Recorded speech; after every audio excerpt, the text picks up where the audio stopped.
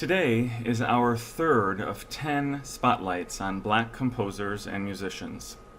So far, we've explored the lives and music of Samuel Coleridge Taylor and Florence B. Price. For some of us, these two composers might have been unfamiliar, but I suspect that most of us will recognize this month's spotlight composer, Scott Joplin. Known as the King of Ragtime, Scott Joplin was the foremost composer of the genre in the early 20th century. You'll hear a lot of ragtime music in today's service, including what you're hearing right now, which is a recording of Scott Joplin himself playing his most successful and influential rag, Maple Leaf Rag. Although the heyday of ragtime occurred before sound recording was widely available, it was possible to capture a performance on a piano roll, which recorded a performance in real time as it was being played on a player piano. This recording was taken from one of 7 piano rolls Scott Joplin made in 1916, just 1 year before his death. Maple Leaf Rag was one of Joplin's very first rags. It was a huge success, bringing Joplin both fame and a steady income for life.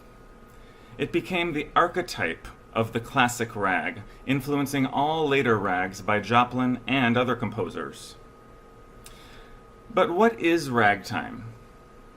Ragtime is a distinctly American style of music, primarily for the piano, which emerged in the 1890s, blending Afro-American folk music styles with European forms and melodies. Ragtime evolved from earlier dance styles, like the two-step and the cakewalk. It was in part a modification of the march style popularized by John Philip Sousa, infused with African polyrhythms. Ragtime is named for its cardinal trait, which is its syncopated or ragged rhythm. Scott Joplin did not invent ragtime. In fact, by the time he published Maple Leaf Rag in 1899, there were already hundreds of published rags by other composers. But Joplin's compositional prowess and sophisticated knowledge of music meant that Maple Leaf Rag took the entire genre of ragtime to a new level. It was more carefully constructed than previous rags, with more intricate rhythmic syncopation, making it more difficult to play. All of this, combined with Joplin's passionate commitment to transforming ragtime into a serious art form, brought him and ragtime music great success. By the end of the 19th century, ragtime had become a national craze in U.S. cities. It was described by the St. Louis Dispatch as, quote, "a veritable call of the wild, which mightily stirred the pulses of city-bred people," unquote. By the start of the 20th century, ragtime was listened to and danced to, written by and performed by people of many different subcultures and backgrounds.